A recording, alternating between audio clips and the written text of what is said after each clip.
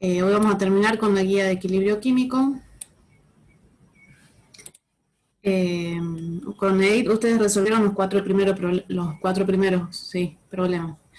Ahora vamos a hacer los que siguen. Hay muchos que son parecidos o hay uno que es un poco más difícil, entonces algunos se los voy a dejar para que los hagan ustedes, poquitos.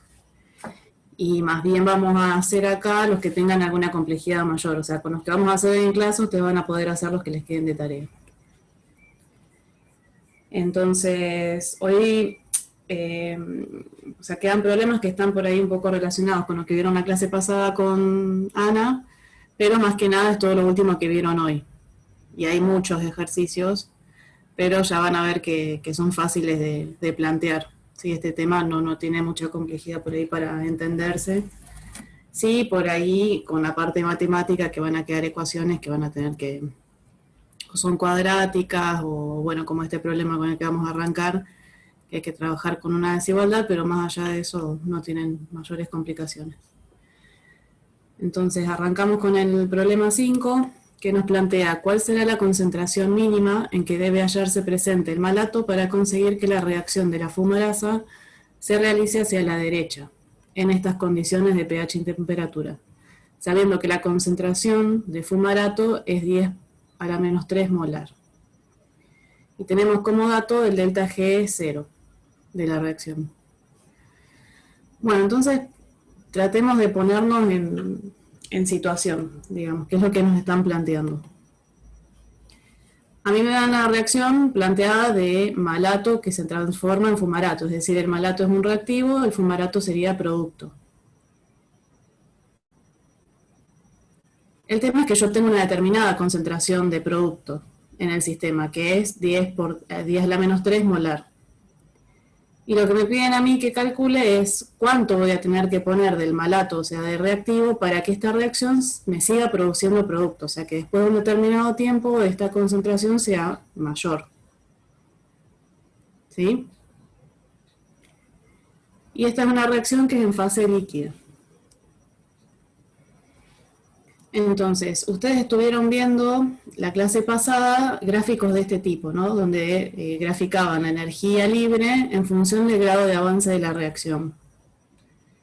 Y la pendiente, digamos, de esto es o si toman, digamos, variaciones entre puntos seguidos, sería el delta G. Si toman la tangente, como está marcado acá en cualquier punto, sería el diferencial de G. Entonces ustedes vieron que en función de cómo era esa variación, esa pendiente, la reacción se podía desplazar hacia productos o hacia reactivos. Y que cuando se llegaba al equilibrio, esa tangente, o sea, esa pendiente era 0.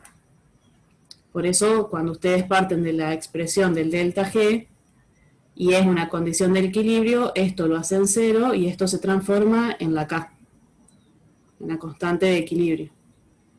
¿Qué era el Q? Era una productoria entre, digamos, productos divididos reactivos, cada uno elevado a su coeficiente estequiométrico, pero para una determinada relación que no era la de equilibrio.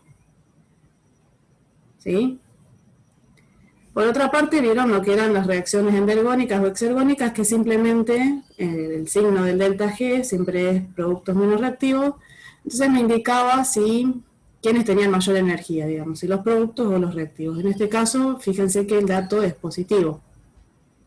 Entonces, si ustedes tuvieran que graficar la energía libre en función de nuevo del proceso de la reacción, planteando solo el estado inicial y el final, deberían hacer un esquema de este tipo. ¿Sí? Ok. Bueno, entonces, nosotros dijimos que en este tipo de gráfico yo, analizando la pendiente, podía saber si la reacción iba a desplazarse hacia reactivos o hacia productos. ¿Cómo lo veo? Bueno, mientras menor sea el grado de avance, más reactivo tengo, si es como que la reacción ocurre muy lento. Y mientras es mayor es porque estoy más tirando hacia productos. Entonces, cuando el delta G es mayor que 0, fíjense que la reacción se va a desplazar en el sentido que marca la flecha. Es decir, va a disminuir el epsilon. Creo que lo vieron como X también con con Ana hoy en una de las diapositivas. Entonces lo que me dice es que en realidad me estoy yendo hacia el lado de reactivos, o sea, estoy favoreciendo la reacción inversa. Y si es menor que 0, fíjense que la dirección de la flecha me indica que esto va a evolucionar hacia acá, es decir, que va a aumentar la conversión, va a aumentar el grado de avance, voy a tener más productos que reactivos. Entonces, ¿en cuál de estas situaciones nos tendríamos que parar en este problema? ¿Qué es lo que queremos? ¿Ir hacia dónde? ¿Hacia reactivos o hacia reactivos o hacia productos?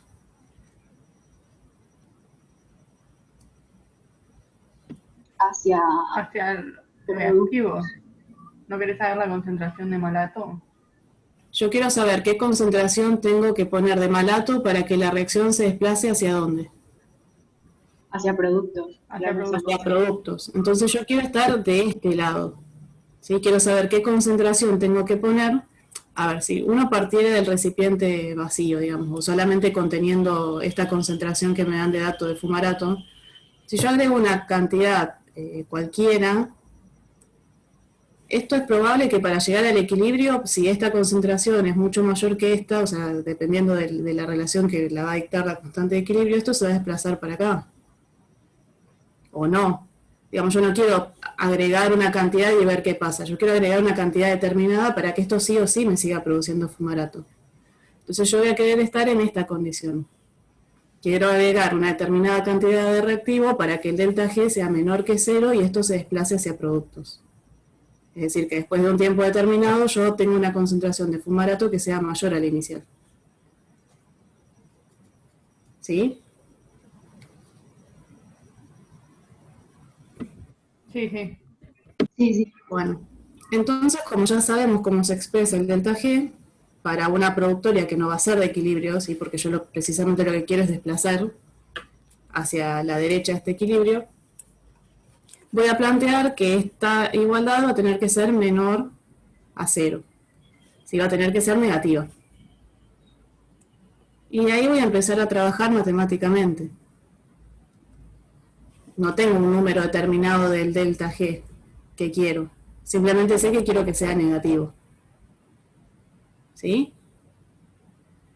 Entonces divido todo por RT y expreso el Q por lo que es. En este caso va a ser la concentración de fumarato dividida la de malato. Después es cuestión de lo que les sea más fácil para despejar matemáticamente. Yo lo hice así. Dije, bueno, el logaritmo de un cociente es la resta de los logaritmos de cada parte, ¿no? De numerador y denominador. Y de acá puedo despejar fácil lo que yo quiero, que es saber la concentración de malato.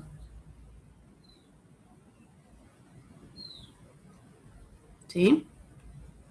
Sí, claro, y de los datos sabías que tenía que ser mayor a 10 a la menos 3, porque si no, no tendría sentido. Claro, este dato a mí me lo dieron, la concentración de fumarato que yo tenía. ¿Sí? Lo que no sé es esta es la que quiero averiguar. De manera que esto sea menor que 0, ¿no? Entonces, después de simplemente reemplazar los datos y encuentro un valor de concentración. 3,55 por 10 a la menos 3 molar. Pero esto sigue siendo una desigualdad. ¿Sí? Me dice que la concentración de malato tiene que ser mayor a esta.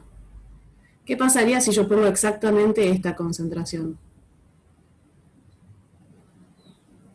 Va a estar en equilibrio, ¿no? Claro, estaría en equilibrio. Seguiría teniendo la misma cantidad de fumarato y esta cantidad de malato, pero no lo desplazaría hacia ningún lado. Es decir, que para que se desplace a la derecha, yo tendría que agregar una concentración mayor a esta. Por eso el enunciado dice la concentración mínima. Lo mínimo es esto. Para que se desplace a la derecha va a tener que ser mayor. ¿Cuánto? Bueno, dependiendo de qué es lo que quiera, ¿no?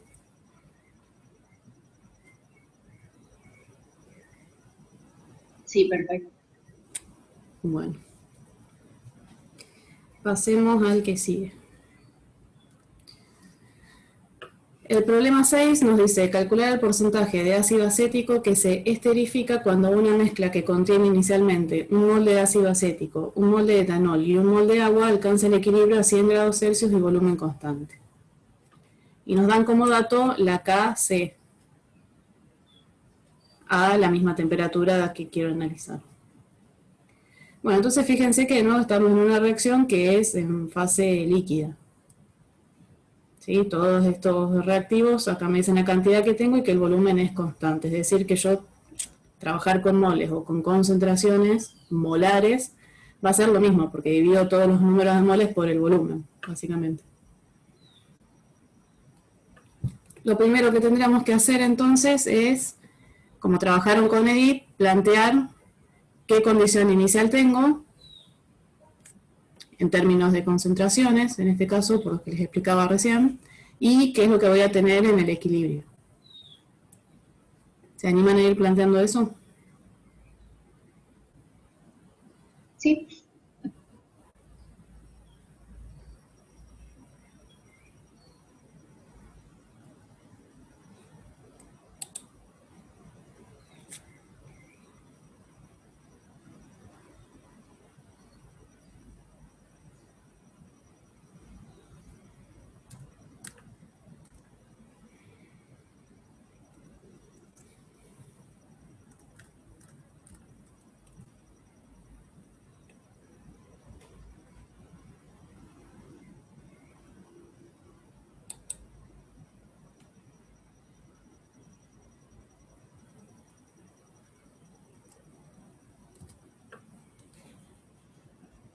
Menos X, no, exacto, menos epsilon. Sí, le voy a poner porque tengo todas las ecuaciones ya con epsilon, pero hoy Ana se los hizo con X, es lo mismo. No, pero igual Edith, la clase anterior también lo hizo Sí. con epsilon, así que creo que ya entendimos. Costumbre, digamos. Sí. Siempre usé epsilon y ya me queda, y después veo que en la teórica es una tres letras y digo, bueno, voy a hacer salsa.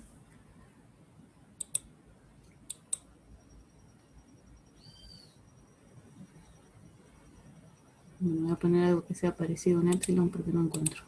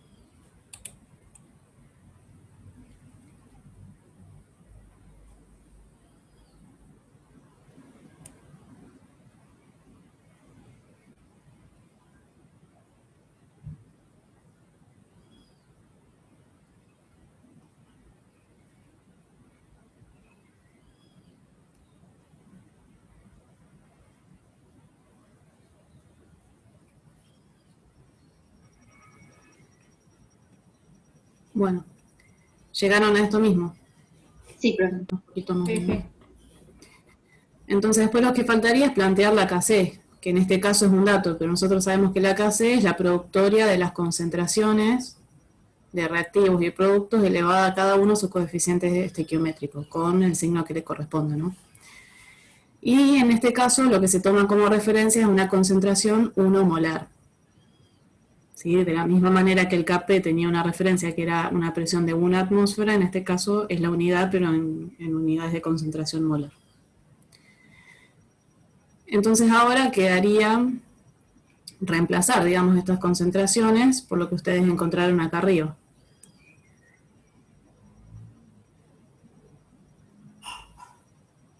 Como esto es un dato, la incógnita en la cual nos va a quedar planteada la ecuación va a ser epsilon, ¿sí? El grado de avance. ¿Por qué queremos el grado de avance? Bueno, porque nos preguntan cuánto se esterificó, nos están preguntando la cantidad de uno de los productos que tenemos, pero lo que me piden es el porcentaje de esterificación. Entonces, ¿cómo lo planteo? Bueno, el porcentaje que se esterifique va a ser lo que yo tenía inicialmente del ácido, menos lo que me quedó en el equilibrio del ácido, respecto a lo que tenía inicialmente. Es decir, todo lo que no quedó, digamos, de ácido es porque se esterificó. Ese sería el razonamiento. Y la cantidad de ácido que queda en el equilibrio, ustedes ya encontraron cómo expresarla en función de epsilon.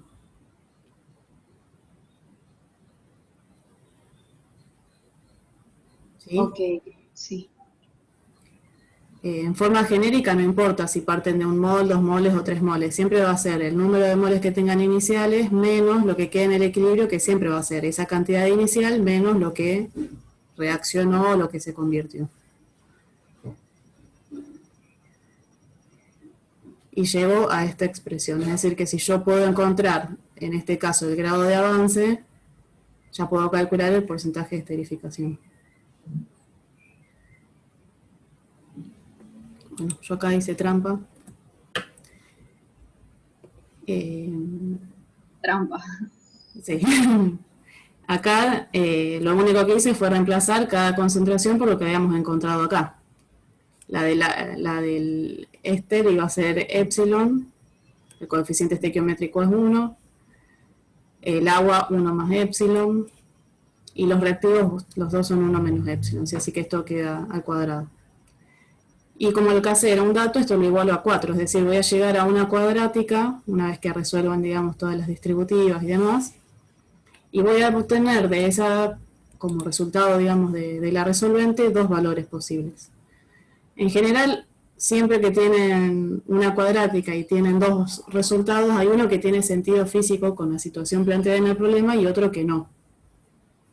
Entonces, ¿cuál de estos 2 resultados a ustedes les parece que sería el que están buscando? 0,54.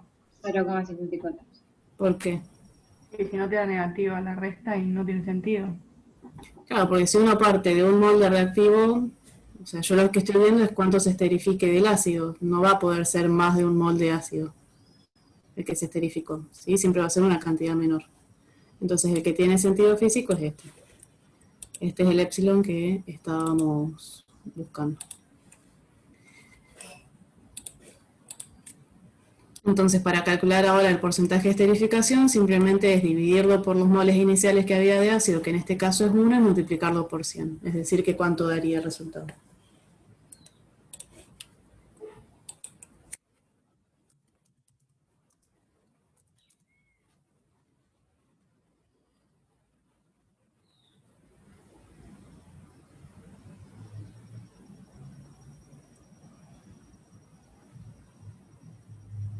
El 54%. 54, sí. Ah, claro, estaba buscando con qué dividirlo, ya te iba a preguntar. Claro, en este caso es fácil porque era un mol, así que es multiplicar directamente por 100. Claro. Estos pasos practíquenlos porque en general, o sea, no es raro que les pueda llegar a tocar algún problema que tengan que resolver la cuadrática. O sea, ¿se acuerdan que para resolver esto tenían que aplicar la fórmula de resolvente?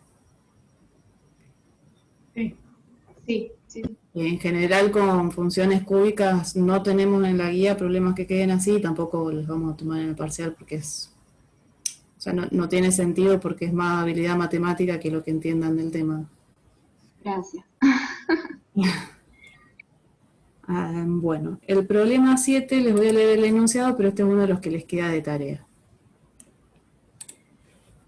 Dice, la constante de equilibrio Kp para la reacción hidrógeno más oxígeno que da agua a 2000 Kelvin es este valor. ¿Sí? Este es el dato del Kp para esta reacción a 2000 Kelvin. Nos pide que calculemos la variación de energía libre estándar para la reacción, suponiendo un comportamiento ideal de los gases, y la variación de energía libre de la conversión de 0,10 atmósferas de hidrógeno con 0,10 de oxígeno y 1 atmósfera de vapor de agua. Entonces, esto es lo que trabajaron ya con Edith, no tiene, digamos, ningún secreto nuevo.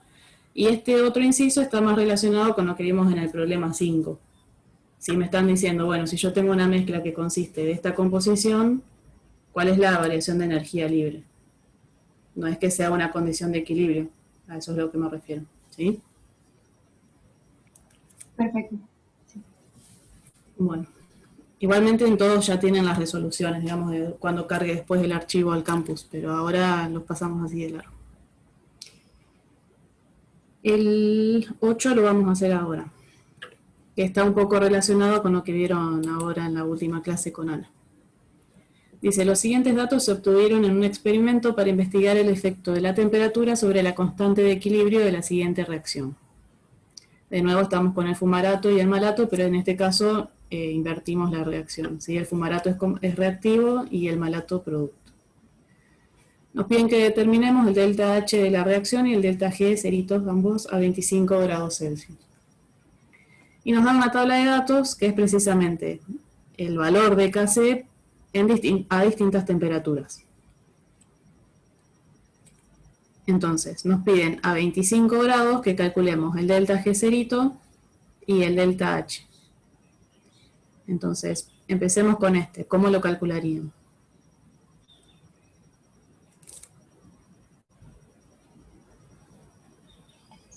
Si se puede reemplazar el Kp por el Kc en la ecuación de delta G, ¿Sí? sería así, ¿no? Bueno, entonces, ahí se me fue acá el mouse. Como dijo su compañera, si yo, esto está de este lado en realidad, ¿no? O este para allá.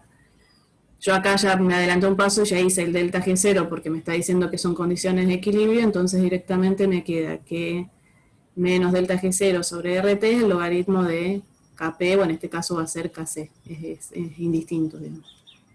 O sea, todo lo que aplica para Kp lo pueden aplicar para Kc. Y ahí es simplemente reemplazar los valores, ¿sí? Porque tengo el dato de Kp a 25 grados Celsius, estaba en la tabla. Era 4,07. Y la temperatura, bueno, es precisamente 25, o sea que no tenía ningún inconveniente porque justo tenía el valor en la tabla.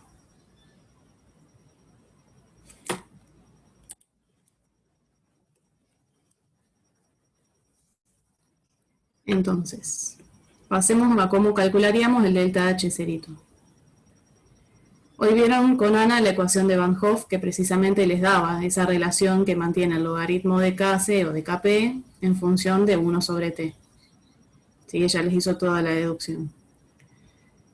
Entonces, lo que ustedes tienen es una ecuación diferencial. ¿Sí? De alguna manera tienen que integrarla. Y ustedes saben que para integrarla pueden elegir hacer una integral abierta, que es lo que yo anoté acá, o bien hacer una integral entre dos extremos que eligen. Ustedes acá tienen una tabla de valores, entonces ustedes tranquilamente podrían decir, bueno, no, tomo a 25 y a 20, por ejemplo, o a 25 y a 30, uso la expresión integrada y ya de ahí saco el delta H.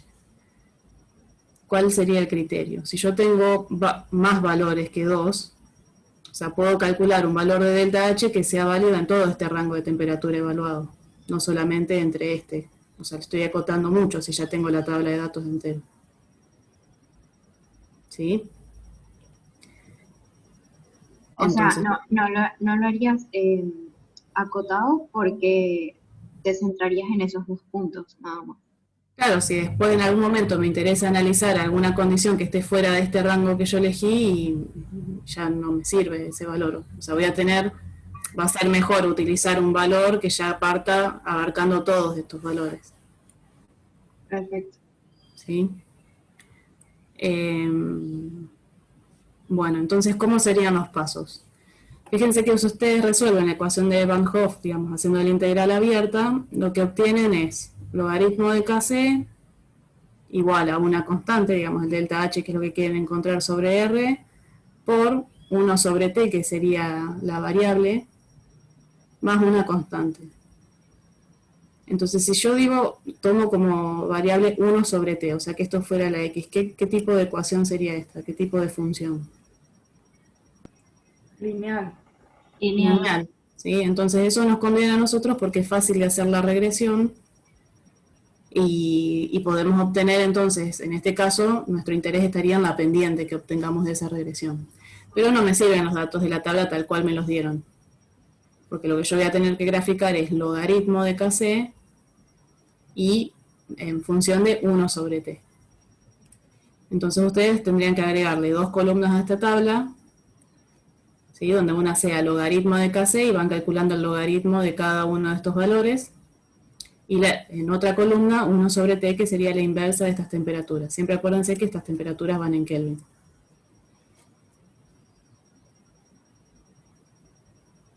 Ok, sí.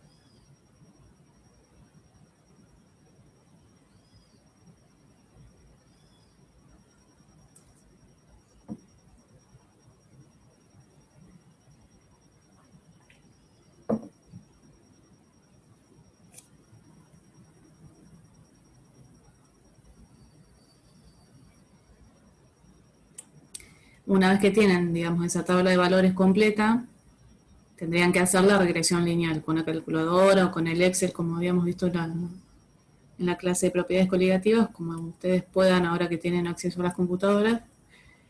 Y lo que les va a interesar de esa regresión es la pendiente, y siempre tengan como referencia el R cuadrado, ¿sí? Que era la bondad de ajuste, para saber que realmente en este rango lo que están haciendo sí se parece a una recta, ¿no?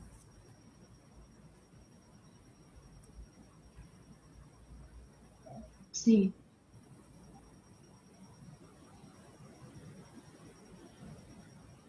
Bueno.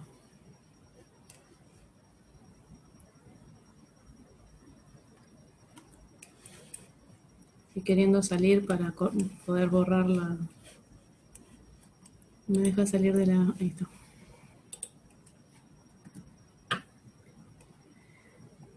Entonces yo le adelanto pasos para que no se embarullen ahora en hacer los cálculos, pero sí les recomiendo que después los hagan. No sé cómo están ustedes en tiempos ahora de exámenes y demás, pero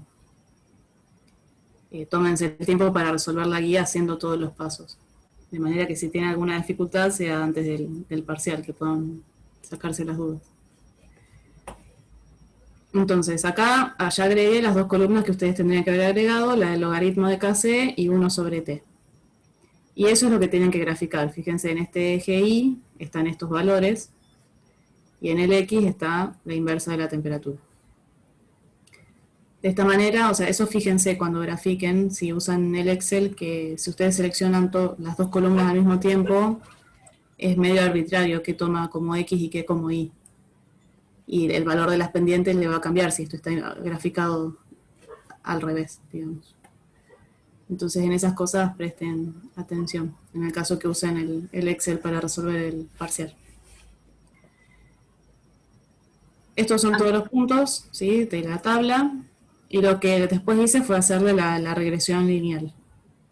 Entonces a mí lo que me interesaba era el valor de la pendiente, ¿sí?, que ya los tenía anotado acá, y chequeo que el R cuadrado sea bueno. ¿Sí? Entonces, bueno, ya gráficamente igual se ve que no hay mucho error en considerar una recta entre estos valores de temperatura, ¿no? Y después acordarse del tema de las unidades, que yo les comentaba también la otra vez. Fíjense que lo que ustedes están graficando es esta función. O sea, ustedes introducen valores, pero lo están modelando con esta función. Entonces, los logaritmos no tienen unidad. Si está ordenada al origen, tampoco tendría unidad. Pero la pendiente sí va a tener una unidad, porque el valor de X, o sea, de la variable independiente, es 1 sobre Kelvin. Entonces, para que al multiplicar esto por la pendiente quede dimensional, esto sí o sí va a tener que tener unidades de temperatura, ¿sí? Es decir, que este valor, que eso obviamente no va a salir de la regresión, ustedes lo tienen que pensar, va a ser Kelvin. Y cuando lo multipliquen por el R, les va a quedar la compatibilidad de unidades que necesitan para que el delta H tenga unidades de Joule por mol.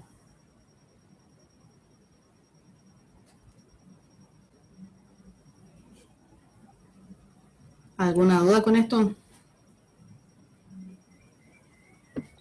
No, Creo que no. yo lo hice con 2 decimales y me dio un poco distinto, pero...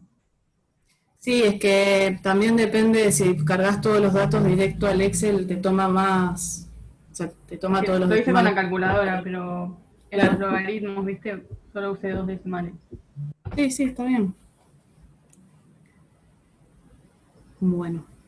¿Sigo? Sí, sí. Sí, Bueno. El problema 9 les va a quedar de tarea.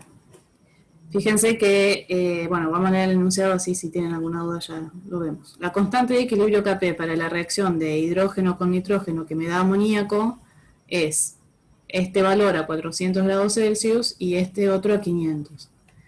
Es decir, en este caso, en lugar de una tabla de valores como en el problema anterior, me están dando dos valores puntuales, ¿sí? Dos valores de Kp para dos temperaturas diferentes.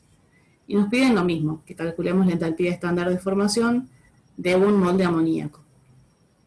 Entonces, en este caso ustedes van a tener que trabajar con la expresión integrada definida, digamos, de Van Hoff, porque tiene solo dos valores, no van a poder hacer una regresión con dos valores.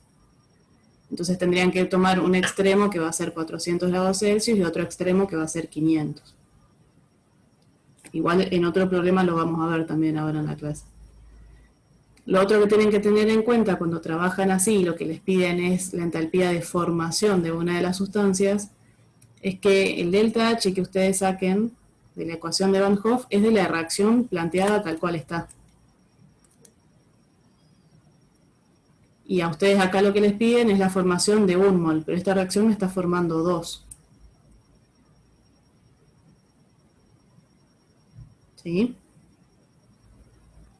claro, nos daría, digamos, la entalpía total. Claro, lo que les Y daría es la entalpía de esto, de 2 moles de amoníaco. Entonces ustedes tendrían que calcularlo para uno solo. O sea, usan la ecuación de Van Hoff y van a encontrar el delta H, pero ese delta H es de la reacción, y la reacción está planteada para 2 moles. La mitad de ese valor que les haya dado va a ser lo que corresponde a la formación de un solo mol. perfecto. Bueno, pasemos al 10.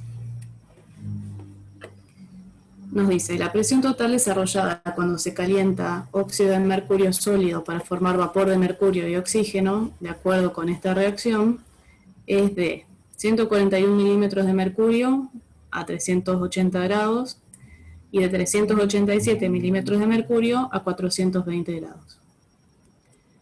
Suponiendo que el delta H0 es constante en este rango de temperaturas, calcular la temperatura a la cual el óxido de mercurio se disocia libremente en el aire. Bueno, entonces, ¿qué es lo que nos están planteando? En primer lugar nos dicen que tenemos esta reacción y el dato que nos dan es de las presiones totales que se generan cuando estas reacciones alcanzan el equilibrio a dos temperaturas diferentes, ¿sí? A 380 y 420 grados Celsius. Y lo que nos preguntan, en definitiva, es ¿a qué temperatura el óxido de mercurio se disocia libremente en el aire? Es decir, ¿a qué temperatura si yo tomo un pedazo de óxido de mercurio y lo dejo en contacto con el aire atmosférico va a empezar a disociarse? ¿Sí? Entonces, siempre que me pregunten, digamos, respecto de unas condiciones a otras de temperaturas diferentes, yo sí o sí voy a necesitar conocer el delta H0 de esa reacción, mediante la ecuación de Van Hoff. Entonces, acá el primer problema que tenemos es que nosotros no conocemos el delta H0, no es un dato. Nos dicen que supongamos que es constante entre estos rangos de temperatura. Ese sería el primer paso entonces que tendríamos que resolver, encontrar este valor de delta H.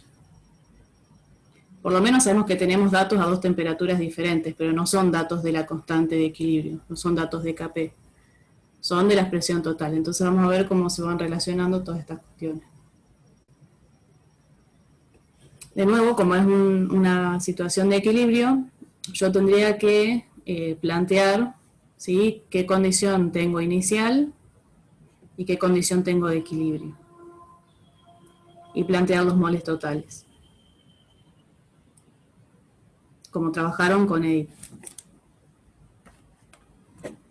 ¿Cómo quedarían estas entonces?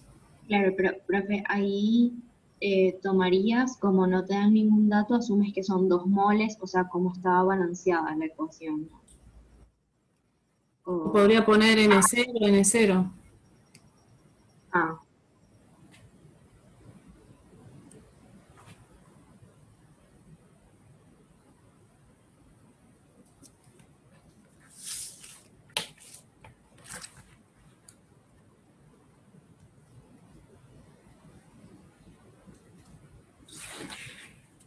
Acá puedo poner N0, no sé cuántos moles tengo. Pero inicialmente de esto no tengo nada, ¿sí? Todavía no se disoció.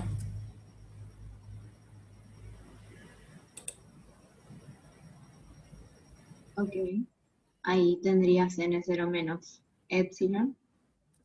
2 Y epsilon, no. 2, exacto. Menos 2 Menos. epsilon.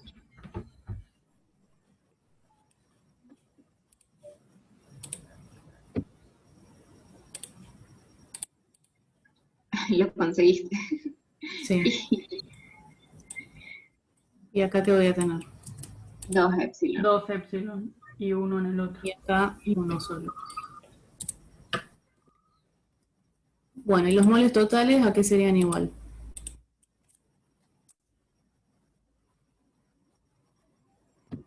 Ah, Tenés que hacer la sumatoria de esa, ¿no? claro, serían 3 epsilon más NO menos 2 epsilon, ¿no? Epsilon más menos N0, ¿no? Cuando ustedes plantean la constante de equilibrio, ¿sí? Porque o sea, ahí el número de moles totales lo queremos contemplar para poder calcular la composición de esa fase gaseosa. Pero ¿en qué estado están reactivos y productos en este problema? Ah, distintos. En sólido y los reactivos, los productos están en gas. Claro, entonces a mí lo que me interesa es todo lo que esté en la fase gaseosa, ¿sí? Porque la actividad de los sólidos es 1. O sea, si bien nosotros acá trabajamos con presiones parciales, porque estamos considerando una reacción que ocurre en fase gaseosa, eh, son actividades, ¿sí? O sea, esto nace de plantear la productoria de las actividades, eso lo vieron con Ana. El tema es que cuando uno va tomando los distintos estados de referencia en función de en qué estado es que ocurre,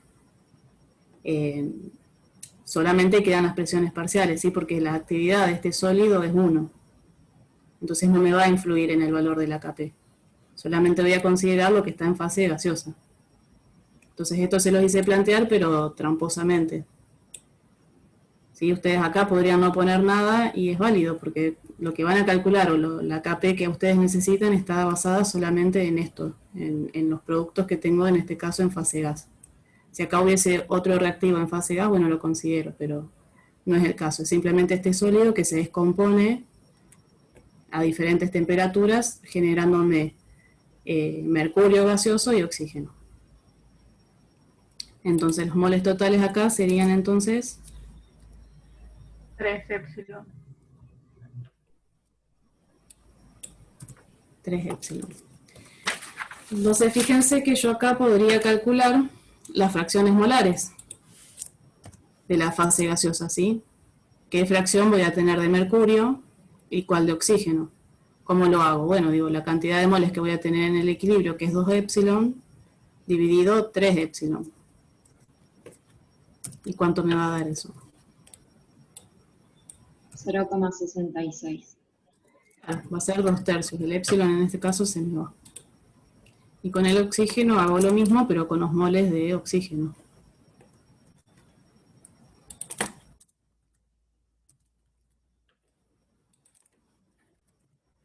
Y en ese caso me va a quedar 1/3.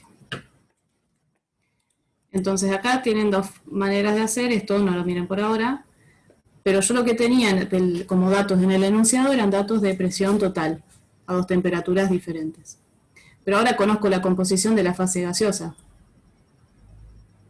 ¿Sí? Sé que estos dos productos mantienen esta relación de fracciones molares. Entonces yo puedo calcular la presión parcial que tengo para cada temperatura de cada uno de los productos. Por ejemplo, para la de mercurio yo podría hacer la fracción molar de mercurio, 2/3, por la presión total que me habían dado de dato a 380 grados Celsius. ¿Sí? Sería 2/3 de este valor. Y después por diferencia calculan la de oxígeno, también multiplican 1/3 por este valor, eso es indistinto. Entonces de esa manera tienen las presiones que ustedes necesitan para calcular el Kp a las dos temperaturas que tienen datos de presión total.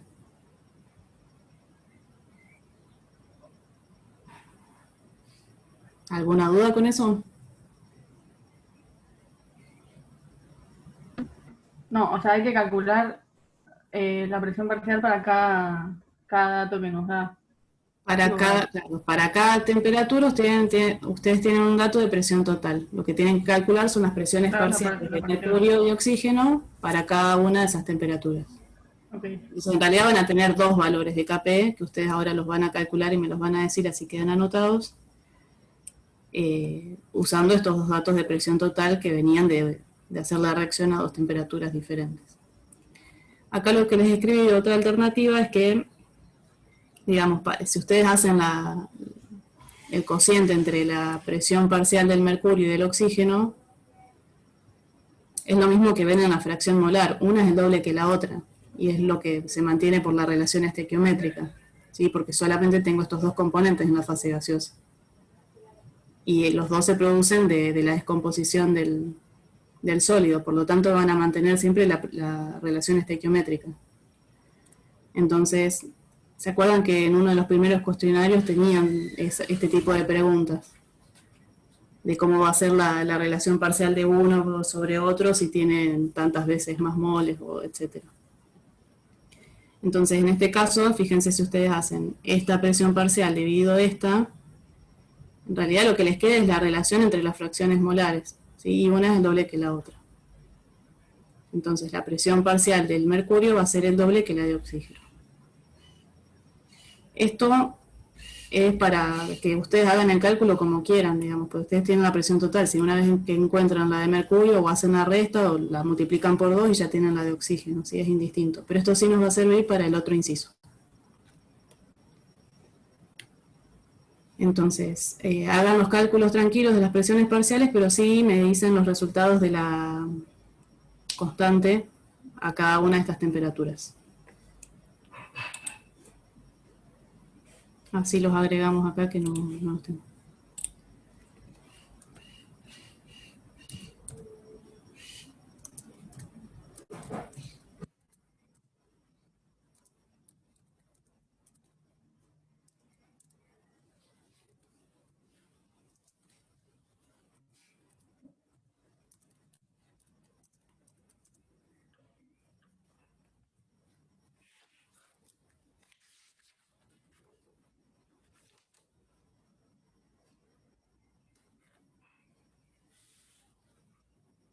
Acuérdense que en qué unidades van a usar las presiones acá cuando hagan el cálculo de la Kp. En atmósferas o podríamos dividir por 760 o eso no. Claro, van a tener que usarlas en atmósferas, o sea, estas presiones las van a tener que dividir por 760. Cuando calculen, digamos, las presiones parciales, ya hagan en ese mismo cálculo el pasaje a atmósferas.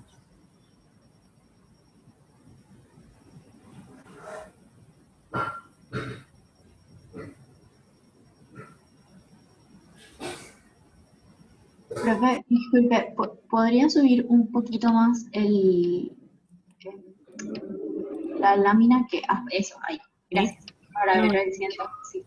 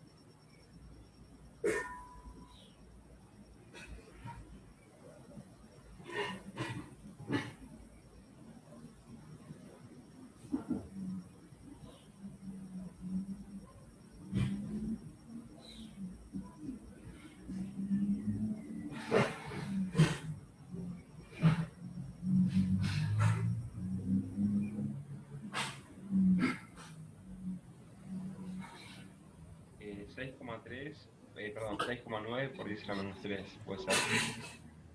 ¿A qué temperatura? 153 grados. 6,9 por 10 a la menos 3.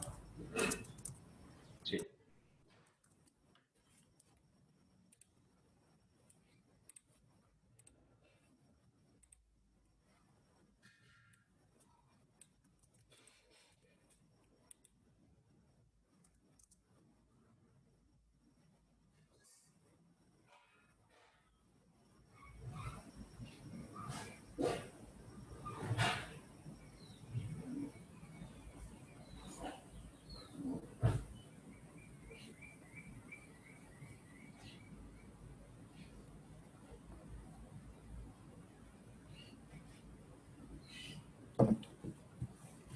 Ah, no, perdón, me confundí.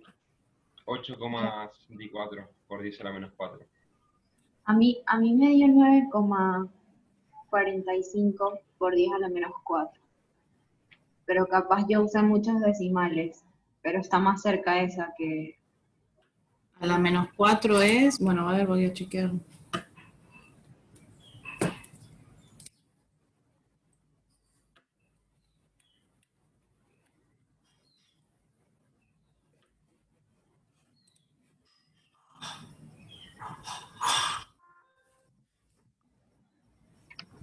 Ana está escribiendo. Sí. Vamos a confiar en Ana.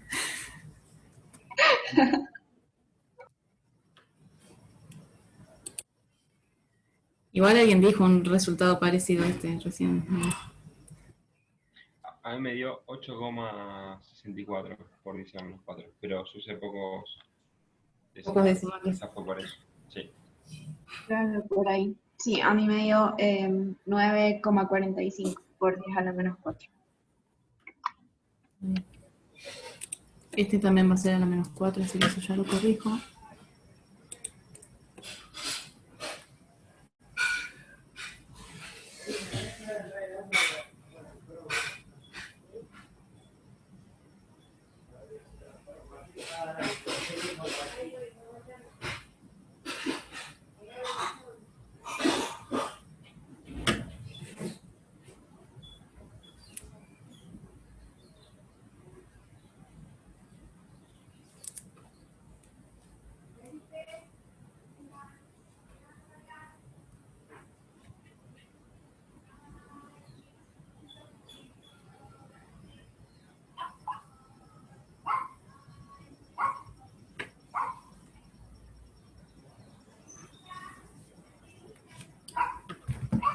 Bueno, ¿y pudieron calcular la 693?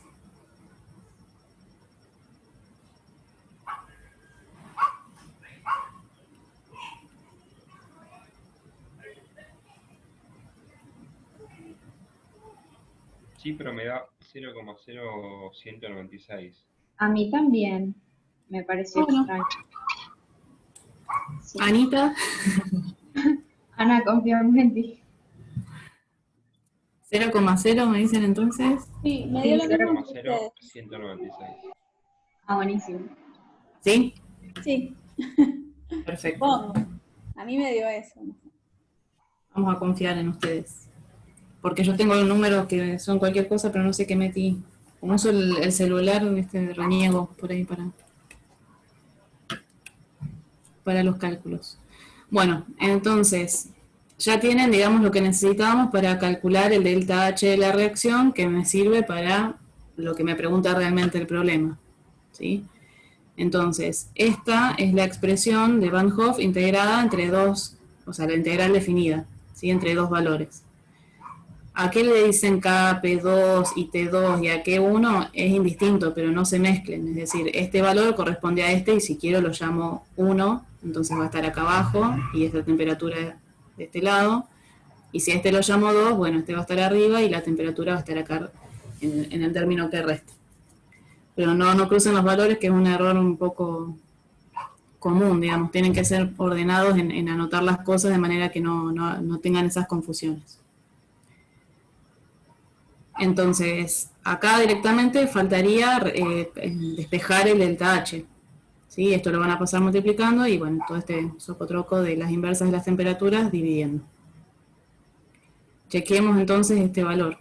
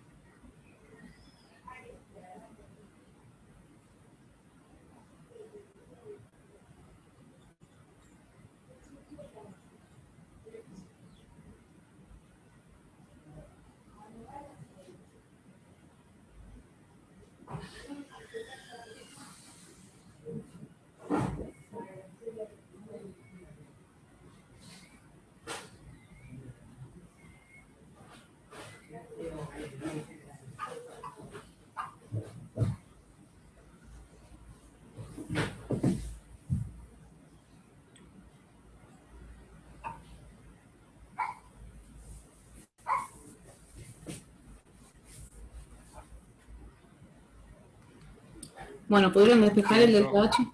199.540.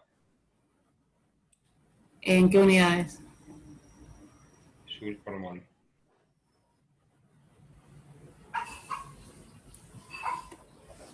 ¿Joule por mol me dijiste? Sí. Entonces, pásamelo a kilojoule, 199, 199,54. 54. ¿Llegaron a ese valor? Bueno, ahí tenemos discrepancia ya.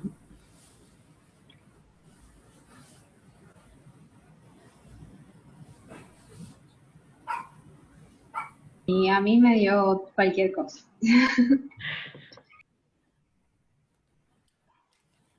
Bueno, a ver, Ana, desempatá. ¿Nos quedamos con este, entonces?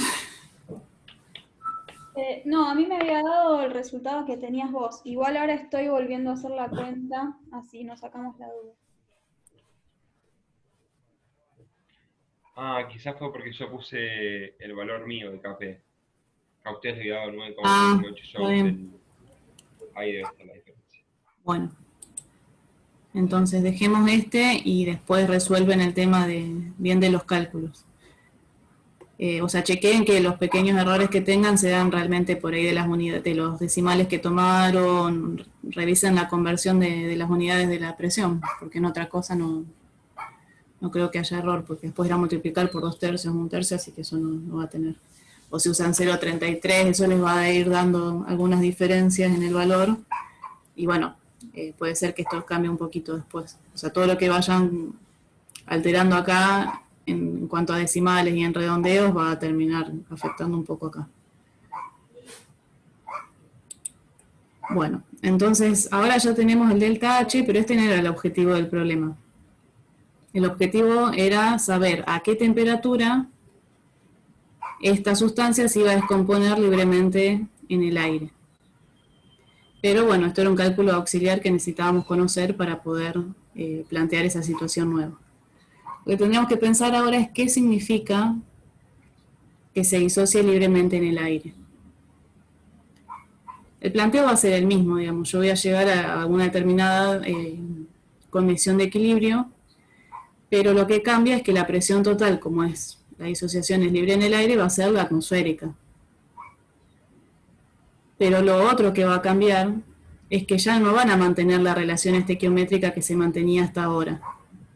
Porque en el aire yo también tengo oxígeno. Entonces, cuando haga la relación de moles, esto ya no es válido. ¿Sí? Pero bueno, yo sé cuál es la composición del aire.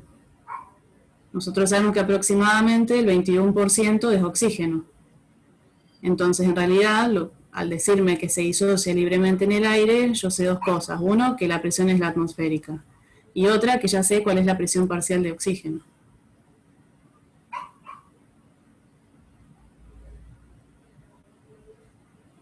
¿Sí? Entonces, el dato implícito era esto. La presión, o sea, el dato implícito es la presión parcial de oxígeno, que va a ser en función de la composición del aire. Yo voy a poder calcular a partir de esta presión la presión parcial del mercurio,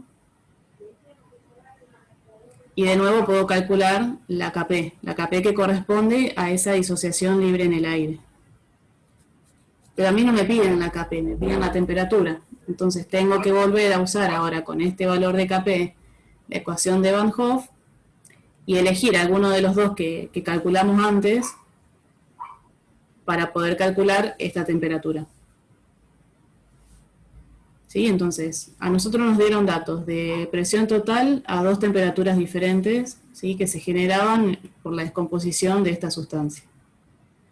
A mí esos datos me sirvieron en realidad para encontrar, uno, bueno, la relación que tenía de la fase gas en cuanto a la proporción de cada uno de los dos productos y el delta H0 de la reacción. En otro paso posterior me plantea una situación diferente, donde yo lo que voy a poder encontrar es la presión parcial de oxígeno. Me lo dicen un poco rebuscado, me dicen, bueno, es el óxido de mercurio se disocia libremente en el aire. Entonces uno tiene que interpretar ese libremente en el aire como que ocurre precisamente al aire libre. Es como si yo tomara un trozo y lo dejo arriba de la mesa y veo cuánto tengo que calentarlo para que empiece a producirse esta disociación. Llegando a una condición de equilibrio. Como está la atmósfera, ese equilibrio va a ser precisamente con el aire atmosférico. Por lo tanto, la presión de oxígeno va a ser 0,21 atmósferas, porque es la composición que tiene el aire, y de ahí voy a poder calcular cuánto fue la presión parcial de mercurio. ¿Sí? Es decir, que recién con esto y con esto puedo calcular una nueva Kp, como hicieron antes, y recién ahí voy a poder encontrar la temperatura a la cual yo calenté para llegar a esa condición. ¿Sí?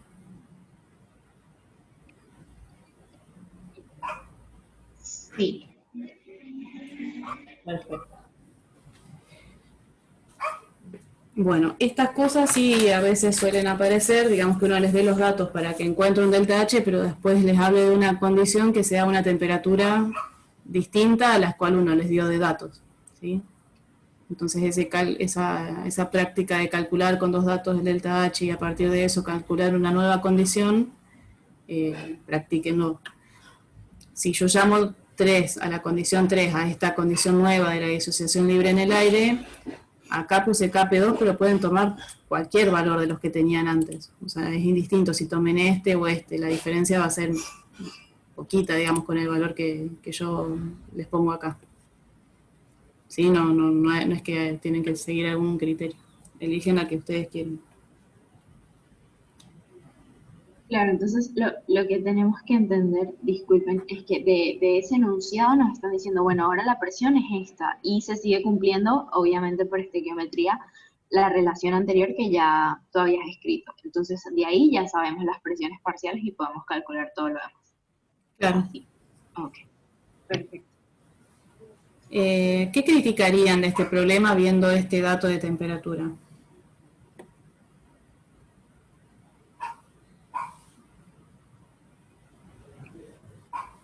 ¿Qué criticaríamos?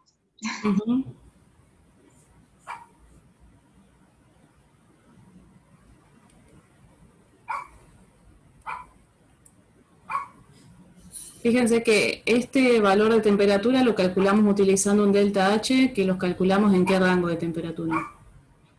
En el anterior, lo que dijiste para la tabla, ¿no? Que puede que eso ya no aplique.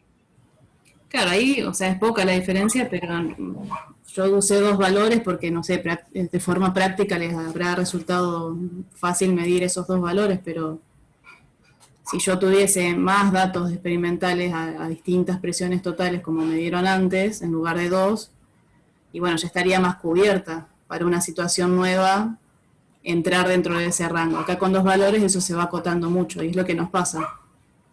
O sea, en realidad esta temperatura ya estaría fuera del rango para el cual yo calculé ese delta H. ¿Sí? Sí. Bueno, pasemos al que sigue. Estamos bien de tiempo, está relojeando la hora. Bueno, el problema 11 dice, el óxido de nitrógeno está en equilibrio con su dímero a temperatura ambiente. Y nos dan la reacción. Como el dióxido de nitrógeno es un gas de color castaño y el tetraóxido es un gas incoloro, las cantidades presentes en el equilibrio pueden estudiarse espectroscópicamente o controlando la presión. Los datos siguientes se obtuvieron a dos temperaturas. Entonces, fíjense que nos dan de dato. En este caso tenemos temperatura y la presión parcial del reactivo, o sea, del dióxido y del tetraóxido, en el equilibrio a esta temperatura. Y otro par de datos de las presiones parciales de reactivo y productos en el equilibrio a una temperatura diferente. Nos piden que calculemos la constante de equilibrio para la reacción y la energía libre molar estándar, la entalpía estándar y la entropía estándar de dimerización a 298 Kelvin.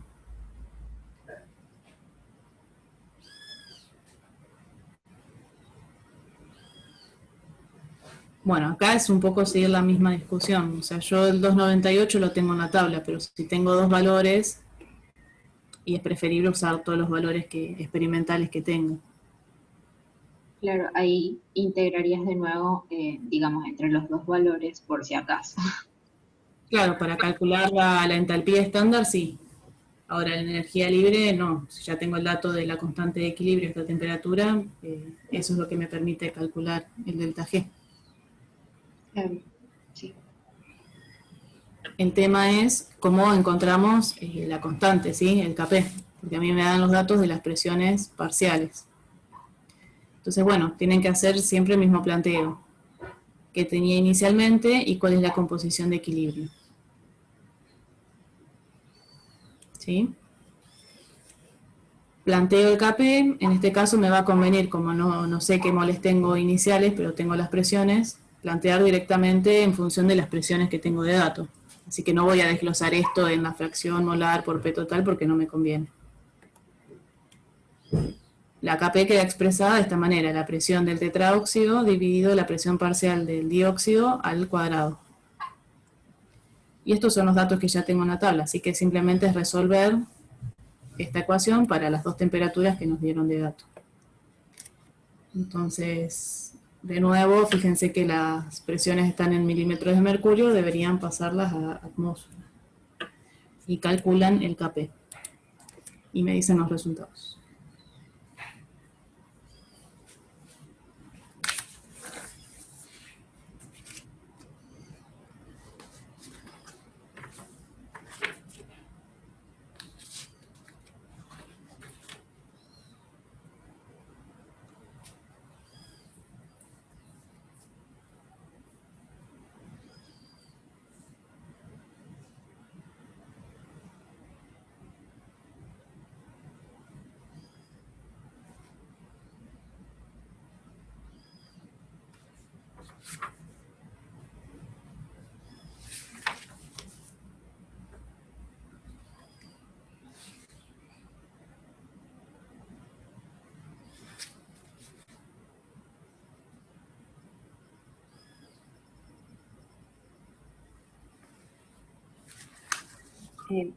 Ese Dame 8,28 puede ser. Sí, a mí también. Ya iba a decir que me parece un valor extraño, pero sí.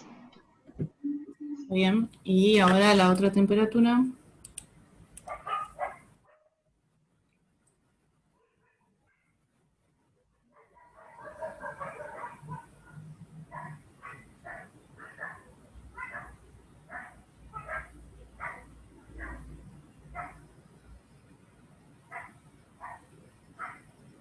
¿4,93 puede ser?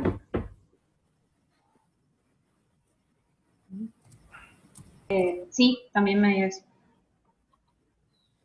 Bueno. Listo. Entonces ahora sí, este valor que es a 298 lo vamos a utilizar para calcular la energía libre de reacción. Y me dicen el resultado. No me quedó ningún delta para anotar.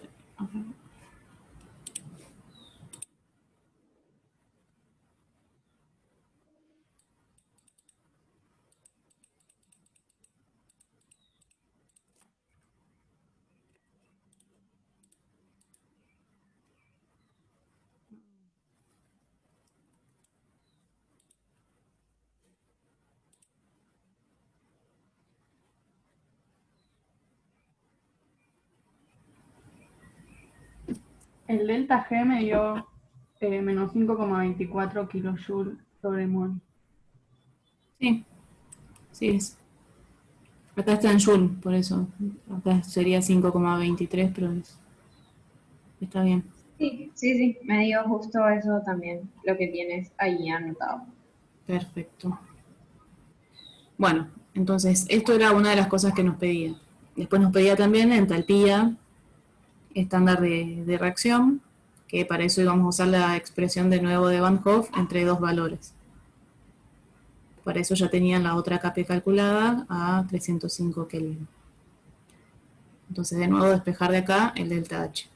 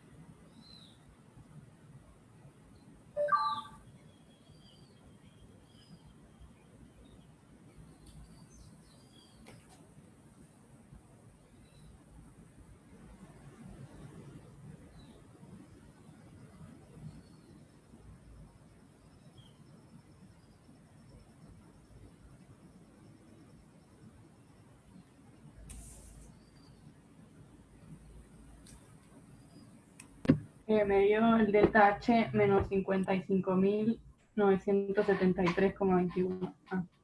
Está bien. Y bueno, después lo otro que nos pedía era la entropía estándar de reacción o de dimerización, que bueno, tienen que recordar cómo se relacionaban todas estas propiedades termodinámicas entre sí, ¿sí? La energía libre, la entalpía y la entropía. Entonces acá es simplemente despejarlo. Les dejo acá el resultado y después ustedes lo chequean, pero es simplemente reemplazar los valores que ya encontraron y que nos dieron a todos parecidos, así que ahí no habría problema. Voy a guardar y pasamos al otro problema. Pasemos al 12. El problema 12 dice, un balón de 2 litros a 700 Kelvin contiene 0,1 mol de monóxido de carbono y un catalizador para esta reacción, donde se produce metanol. Se introduce hidrógeno hasta alcanzar la presión total de equilibrio de 7 atmósferas. En ese momento se han formado 0,06 moles de el metanol. Nos pide que calculemos la constante de equilibrio y nos pregunta cuál hubiera sido la presión final si se hubieran usado las mismas cantidades de reactivos pero en ausencia de catalizadores. De manera que la reacción no hubiera ocurrido, ¿no? Nos pide que expresemos el volumen del catalizador en los cálculos. Bueno, entonces, tenemos esta reacción, ¿sí? Monóxido de carbono más hidrógeno, que nos va a dar metanol. Nos dicen en dónde estoy haciendo esa reacción, ¿sí? Conocemos el volumen del recipiente, la temperatura obviamente, y partimos de 0,1 mol de monóxido. Lo que no sabemos es qué cantidad inicial de hidrógeno pusimos. ¿Sí? Sabemos que se introduce hidrógeno hasta que la presión total de equilibrio es de 7 atmósferas. Pero inicialmente no sabemos cuánto fue, esta es la de equilibrio. En ese momento, es decir, cuando alcanzó el equilibrio, la cantidad de moles de metanol, o sea, de producto, es 0,06. Entonces tenemos que ver cómo a partir de todos esos datos podemos calcular la constante de equilibrio. Bueno, de nuevo, lo primero que tendrían que hacer es completar esta tablita donde plantean condición inicial y cómo sería la composición de equilibrio. Entonces, de monóxido, ¿cuánto nos dice que teníamos? 0,1. 0,1. 0,1. Uy, sale muy chiquito.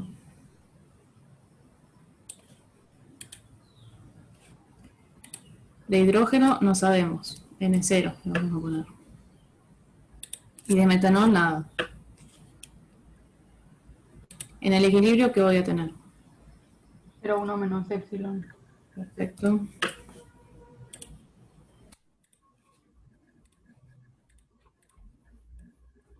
De hidrógeno, N0 menos 2 epsilon.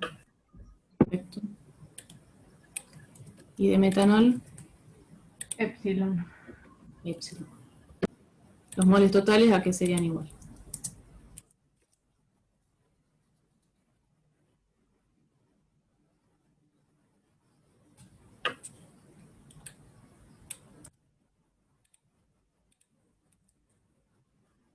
Tendría que sumar, en este caso son todos en fase gas, así que voy a sumar todos los moles que calculé recién de reactivos y de producto. Entonces me va a quedar 0,1 más que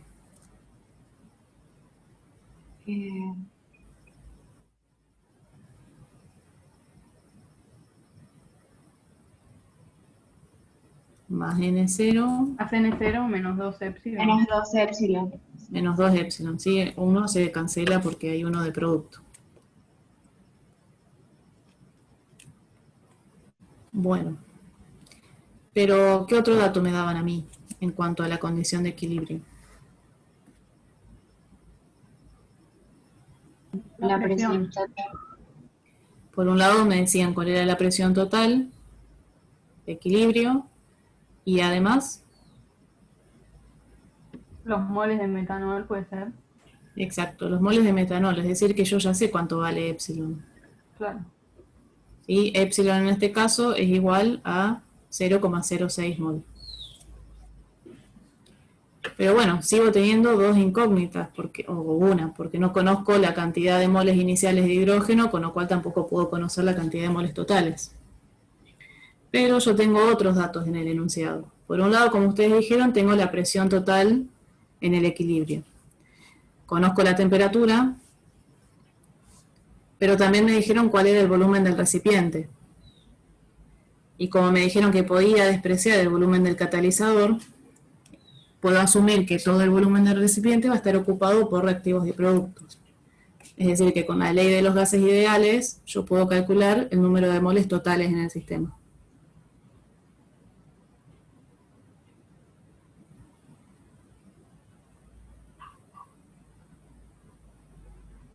¿Sí?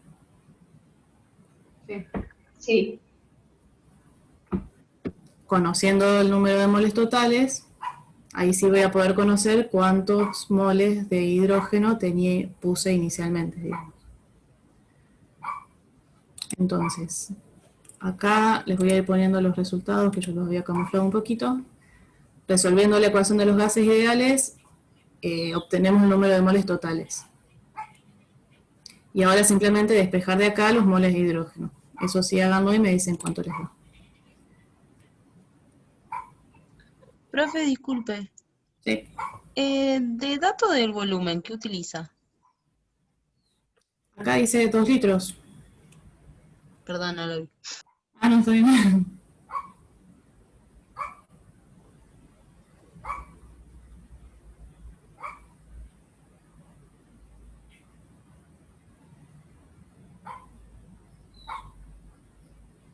.26 moles de hidrógeno. 0,264. 64, sí. Bueno, sabemos los moles de hidrógeno, conocemos el grado de avance, o sea que también podríamos conocer los moles de monóxido de carbono en el equilibrio, y también conocemos los moles totales, es decir que las fracciones las pueden calcular.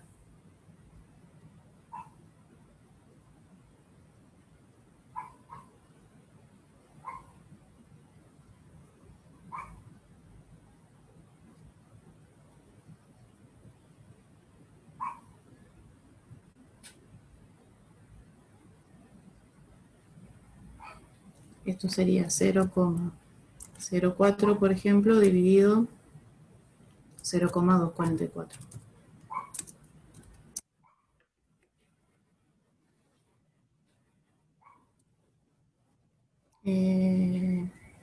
Perdón, acá es 006.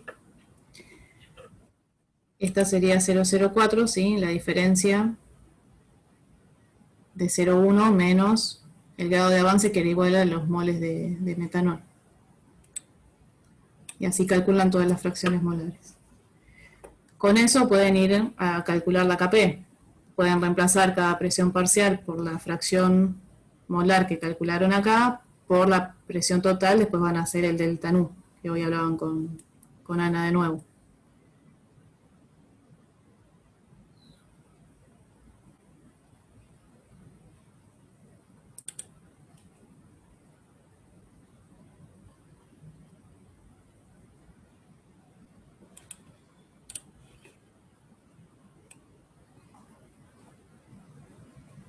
Una pregunta.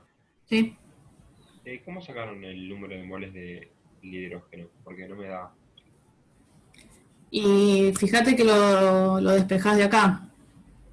Vos calculaste recién con los gases ideales el número de moles totales, 0,244. Sí. Y tenés que despejar estos moles iniciales de hidrógeno. O sea, va a ser 0,244 menos 0,1 y esto va a pasar sumando.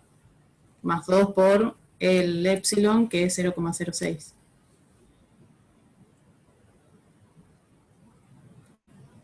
¿Sí?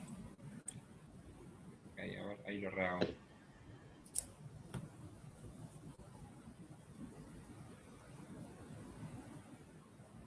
La fracción de hidrógeno, ya lo escribiste.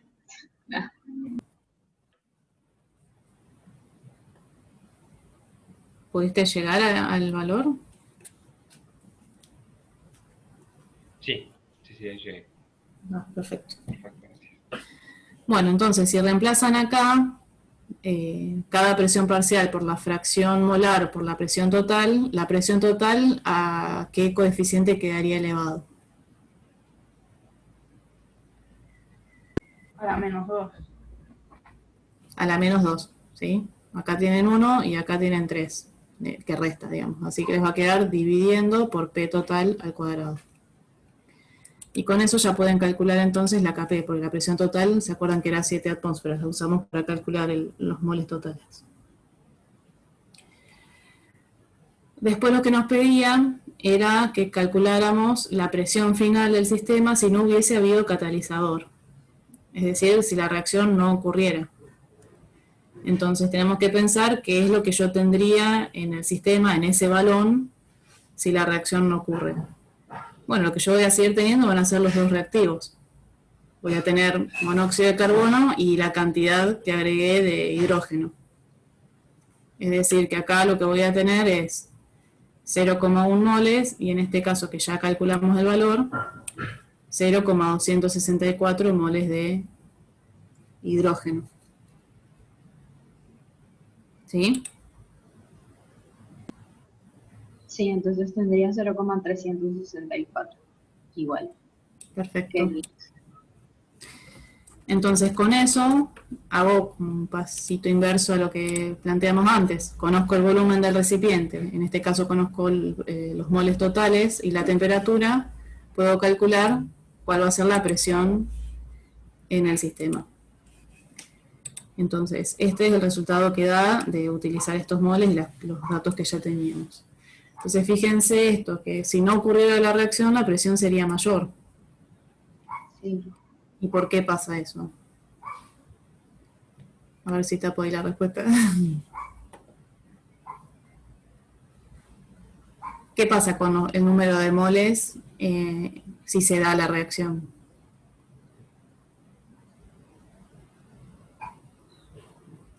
Inicialmente yo tenía 0,364. Cuando tenía catalizador y ocurre la reacción y llega al equilibrio, la cantidad de moles disminuyó a 0,244. ¿Sí? La reacción, si ocurre, conlleva una disminución del número de moles y por lo tanto de la presión. Porque estoy en un recipiente con un volumen constante, ¿no?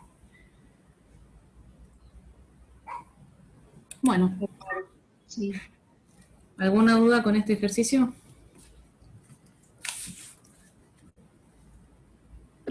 No. No. Bueno, pasemos al que sigue entonces.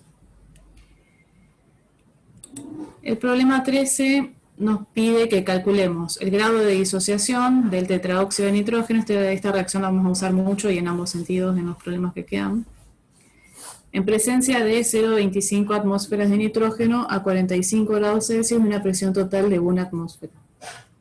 Y en este caso nos dan como dato el Kp. Entonces, de nuevo tendrían que plantear la composición del estado inicial y del equilibrio. Inicialmente van a tener una determinada cantidad del tetraóxido y nada del dióxido, es decir, todavía no empezó la disociación. Y una vez alcanzado el equilibrio van a tener un determinado grado de avance, ¿sí? Así que les van a quedar para el tetraóxido N0 menos lo que se haya disociado, y 2 epsilon, que sería lo que sí se disoció, lo que tengo ahora del dióxido de nitrógeno. Y de nuevo, sumando, sacan los moles totales. O sea, este mismo esquema es lo que ya venimos practicando. A mí lo que me piden que calcule es el grado de disociación. Entonces, ¿qué es el grado de disociación? Bueno, con un razonamiento similar a lo que vimos antes cuando nos preguntaban por el porcentaje de esterificación, el grado de disociación va a ser la cantidad que yo tuve de producto respecto a lo que había inicialmente, ¿sí? del reactivo. Entonces, en este caso va a ser lo que se forme, digamos, del monómero, del dióxido, va a ser lo que tenía inicialmente del tetraóxido menos lo que me quedó en el equilibrio del tetraóxido, ¿sí? Lo que no se disoció. Dividido los moles iniciales que tenía el tetraóxido por 100. Entonces se lleva una relación similar, va a ser el grado de disociación, el grado de avance, dividido en los moles iniciales por 100. ¿Sí? Esto me va a dar un determinado porcentaje. Ahora, la situación particular que nos plantea el enunciado es que esta reacción no ocurre teniendo solamente el tetraóxido en el sistema, sino que hay otro gas que no forma parte de la reacción, pero que tiene una determinada presión parcial dentro del sistema. Es decir, la presión total es 1 atmósfera, pero esta presión no fue ocasionada por reactivos y productos que estén involucrados en la reacción, sino que hay 0,25 atmósferas que son de un gas que no interviene. Entonces, ¿cómo hago para tener en cuenta eso en los cálculos si en la Kp uno solamente involucra a lo que es reactivo y producto? Bueno, lo que tengo que tener en cuenta es eso, que mi presión total, cuando yo calcule la Kp, o las presiones parciales de los gases involucrados en una reacción, no va a ser 1 atmósfera, sino que va a ser solamente lo que me ocupen los gases de la reacción. Que en este caso le voy a tener que restar lo que tenía inerte. Eso significa esto, ¿sí? Que la presión parcial del tetraóxido más la del dióxido, es decir, lo que se ocasiona por la reacción, es 0,75 atmósferas. Resté lo que me estaba ocupando el inerte, que no involucra, o sea, que no interviene en la reacción y mucho menos en la constante. Entonces, cuando calculan las presiones parciales, o lo que les decía, si pasan directamente acá a la Kp, esta presión total, ¿cuál va a ser? Solo la que está asociada a reactivo y producto de la reacción, 0,75.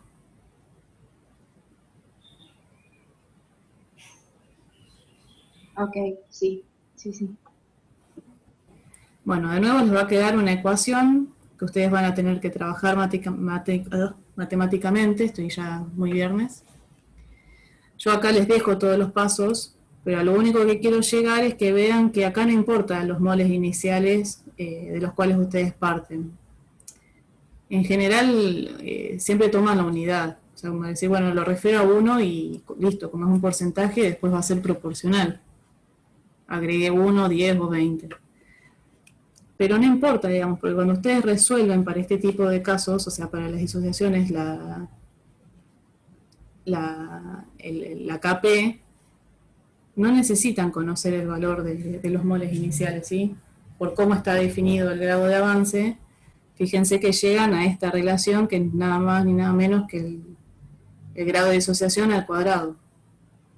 ¿Sí? Les queda acá implícito, no importa que le pongan el valor de la unidad. ¿Se entiende eso?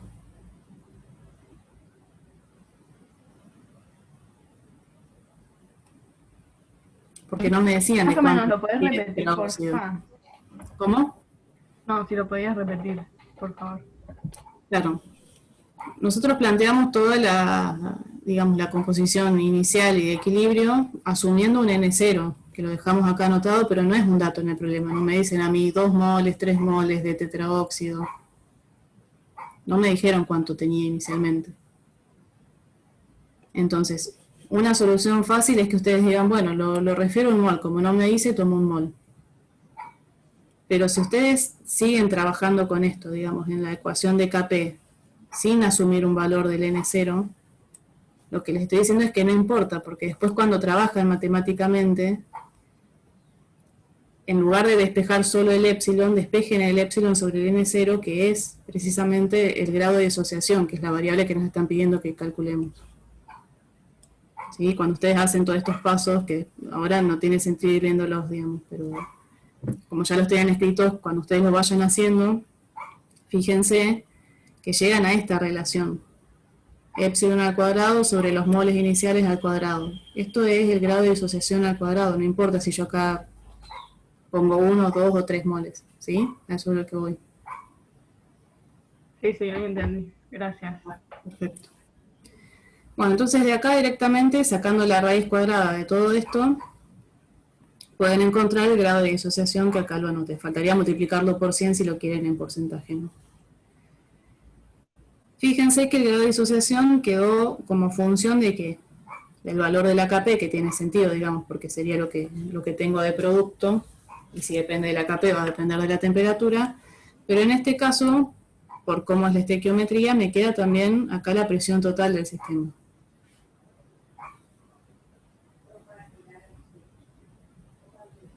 ¿Sí? Acuérdense que esta presión total era 0,75, no la de 1 atmósfera, porque había parte que me lo estaba ocupando un inerte y que no era parte de la reacción.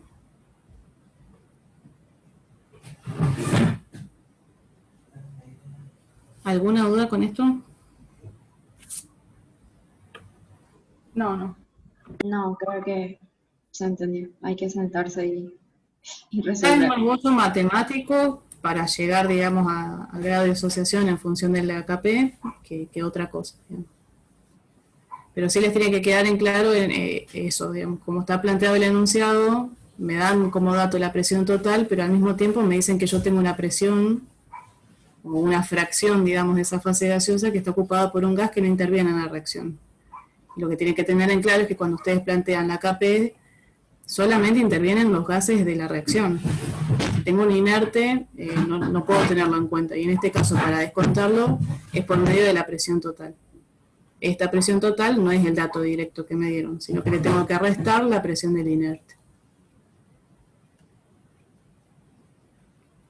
Bueno, pasemos al 14. Dice, para la reacción de síntesis del amoníaco, predecir el efecto sobre la composición de aumentar 10 veces la presión. Bueno, lo bueno de este ejercicio es que no tiene cálculos, es más cualitativo. Nos preguntan cuál va a ser el efecto de un cambio en la presión. Entonces, lo primero que tenemos que plantear es la Kp. Y en este caso, para visualizar más fácil cómo va a cambiar la composición del sistema, expresamos cada presión parcial como la fracción molar por la presión total. Cada una de sus coeficientes estequiométricos, y en este caso, como tenemos más moles de reactivos que de productos, sí o sí la presión total va a quedar dividiendo. ¿Sí? A todo esto, a la productoria de las fracciones molares, Ana les dijo que se llama Kx. Entonces, ¿qué me plantea el problema? Me dice, ¿cómo va a cambiar la composición? Es decir, ¿cómo va a cambiar el Kx si yo aumento 10 veces la presión? El Kp solamente depende de la temperatura. Entonces, este valor, aunque yo cambie la presión, no va a cambiar. ¿Sí? Este valor es constante. ¿Qué implica eso? Que esta productoria siempre va a tener que tener el mismo valor, si yo no cambio la temperatura. Entonces, si la presión ahora aumentó 10 veces, fíjense que este valor está al cuadrado, es decir, que yo acá estoy dividiendo por un valor que es 100 veces el anterior. Entonces, ¿cómo va a tener que cambiar este valor para que al hacer esta multiplicación me siga dando el mismo valor, o sea, sea constante? La presión aumentó, pero esto está dividiendo, es decir, que todo este término, 1 sobre P total al cuadrado, disminuyó 100 veces, ¿sí? Porque acá está el cuadrado. Entonces, ¿qué tiene que haber pasado con Kx para que el Kp sea constante? Aumenta. Claro, el Kx va a tener que aumentar. ¿Sí? Y en la misma proporción, o sea, si acá es como que tomaron los valores y ahora están, en lugar de dividir, por ejemplo, por 1, si la presión total era 1 atmósfera, ahora están dividiendo por 100. Entonces, este valor sí o sí se va a tener que multiplicar por 100. De manera que cuando haga el Kx por 1 sobre P total al cuadrado, me siga dando el mismo valor de Kp. Entonces, Kx va a aumentar. ¿Qué significa que Kx aumente? Volvamos a ver que era Kx. Para que todo este término aumente, sí o sí tiene que aumentar la fracción molar del amoníaco y estas dos tienen que disminuir.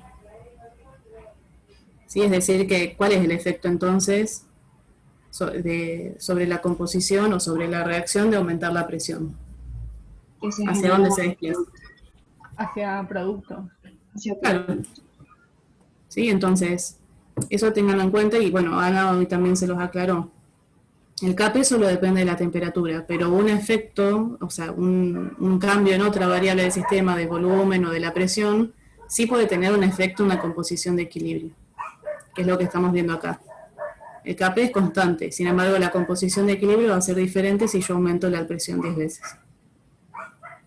Eso es una herramienta, digamos, que uno tiene, porque las reacciones siempre llegan a un equilibrio y a veces yo tengo de manera práctica formas de modificarlo para desplazarlo, o sea, para modificar esa composición de equilibrio y tener un mayor rendimiento del producto que sea de mi interés. ¿Qué me iban a preguntar? Sí. Hay unos puntitos ahí, ¿qué significan? Ah, por lo tanto. Ah, ok, perfecto. Sí, el triangulito es de así, es por lo tanto. Y digamos, esta relación es así en el caso de esta, digamos, reacción, porque claro, ahí dijo que dependía también de la variación de los coeficientes, ¿no? Claro, va a depender de este delta nu. Para esta reacción ocurre esto que analizamos recién. Perfecto. Va a haber reacciones en que la presión no tiene ningún efecto sobre la composición. O sea, si tenés el igual número de moles de reactivos y de productos, esto te queda 1. O sea, P a la 0 y te va a quedar 1. Es decir, que por más que cambies la presión, no vas a poder afectar la composición de equilibrio. Eso depende de cada reacción. Perfecto, gracias. No, pues nada. Los problemas 15 y 16 les van a quedar de tarea porque siguen más o menos esta lógica son más cualitativos, o sea, no tienen que hacer tanto cálculo, sino pensar, como vieron hoy con Ana, cómo va a afectar una determinada reacción, si agrego un reactivo, si agrego un producto, si aumento la presión, que es un poco lo que charlamos recién. Y a ver. Igual ya les dije que tienen todas las respuestas. El 16 también les va a quedar a ustedes como tarea. Solamente recuerden que ya lo vimos, digamos, en el caso del óxido de mercurio, cuando tienen reactivos o productos que son sólidos, no intervienen en el planteo de la constante, ¿sí? Sí, presente. Ya eso quedó claro. Bueno, y ahora sí vamos a ver el problema 17. Dice, dada la reacción, de nuevo, para no innovar, del tetraóxido, ¿sí?, que se disocia en dióxido de nitrógeno, nos pide calcular la fracción de disociación a 45 grados IA. Una presión total de 10 atmósferas suponiendo comportamiento ideal. Y por otra parte, una presión de 795 milímetros de mercurio suponiendo comportamiento ideal. O sea, todo lo que nosotros planteamos para el equilibrio siempre es asumiendo el comportamiento ideal, o sea que esta aclaración ya es redundante. Pero lo que nos pide básicamente es que calculemos la fracción de disociación a una misma temperatura, pero trabajando a dos presiones totales diferentes. Eso es lo que quiere que analicemos. ¿Qué efecto tendría en este caso el cambio en la presión? Y nos pide que comparemos que los resultados que obtengamos, digamos numéricos, con respecto a lo que uno podría predecir con el principio de Le Chatelier. El Kp es un dato en este caso, ¿sí? Entonces acá, para cortar un poco los cálculos, y como es la misma reacción que trabajamos en el problema 13, ya habíamos llegado a la expresión para calcular el grado de disociación del tetraóxido.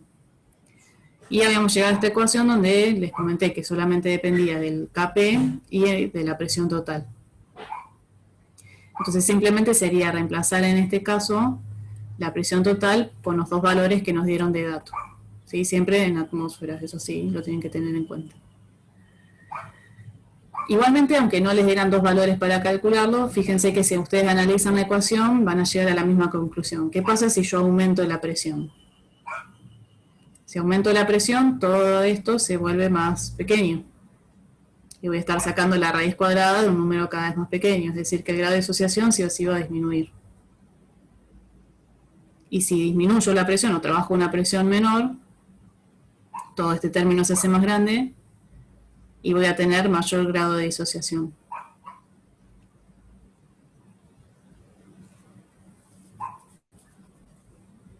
¿Sí? ¿Eso lo ven? Sí, profe. Sí. Bueno, ¿y cómo dirían ustedes o cómo predecirían lo que diría Le Chatelier, viendo la estequiometría de la reacción y evaluando un posible aumento de la presión o disminución de la presión?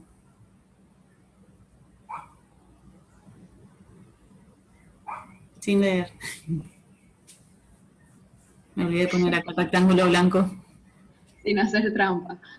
Claro.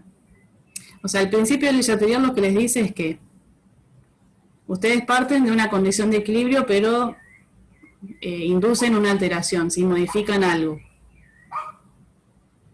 Molestan, digamos, perturban ese equilibrio. Entonces, ¿qué va a hacer el sistema? Lo que me dice es que el sistema se va a reacomodar de manera de contrarrestar esa perturbación que yo hice. Entonces, si tenemos esta reacción en fase gas, y yo aumento la presión del sistema, ¿el sistema qué va a querer hacer? Si disminuye la fracción de disociación, quiere decir que no se forma tanto producto como antes, ¿no? Claro, pero pensémoslo desde Le Chatelier ahora.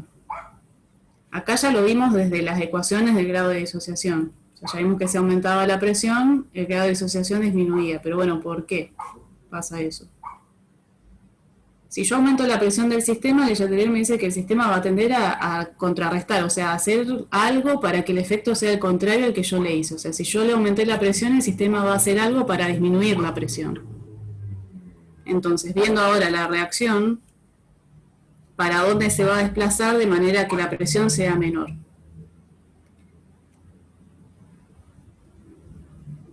hacia reactivos. Reactivos. ¿Puede ser? Hacia reactivos, porque de esa manera puede disminuir el número de moles del sistema y por lo tanto puede disminuir la presión. ¿Sí? Ahora, si ocurriera lo contrario, el sistema está en equilibrio y yo bajo la presión del sistema, bueno, el sistema va a evolucionar de alguna manera a aumentar la presión. Para aumentar la presión lo único que puedo hacer es producir mayor cantidad de moles, o sea que se va a desplazar hacia productos. ¿Sí? Sí. Sí, sí. Bueno. Hemos llegado al fin. ¿Tienen alguna duda, algo que quieren que veamos antes de despedirnos?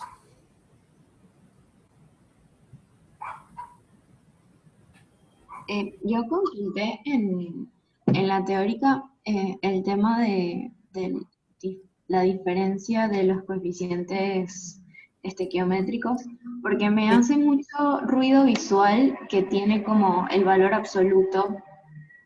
Claro, lo que pasa es que eso depende de cómo definís el delta nu, digamos. Si vos ya lo definís a ese delta como los coeficientes de los productos menos el de los reactivos, no tenés que ponerle signos, o sea, trabajás con el valor absoluto de los coeficientes, porque vos ya pusiste el menos, vos ya dijiste menos los coeficientes de los reactivos. Lo que te decía Ana es, si vos no pones el valor absoluto y pones solamente delta nu, tenés que usar la convención que nosotros ya dijimos, que era para productos, le pongo signo positivo, y a reactivos le pongo signo negativo y lo sumás algebraicamente. ¿Sí? Entonces acá Okay. si haces delta nu sería 1 menos 2. Y si haces con valores absolutos, lo que te está diciendo, perdón, 2 menos 1. Y lo que te está diciendo, si vos usás ese delta y el valor absoluto del nu, es que no le pongas vos el signo según esa convención de que el reactivo es negativo y el otro es positivo. Porque vos estás definiendo ese delta como producto menos reactivo. O sea, es más enredo de palabra, pero en la práctica es que hagas los productos y le restes los coeficientes de los reactivos. No, sí, perfecto, ahora sí lo vi. Sí entendí. Porque depende del análisis como yo lo planteé, pero para eso está. Perfecto. Gracias. No, por nada. Bueno, ¿alguna duda más?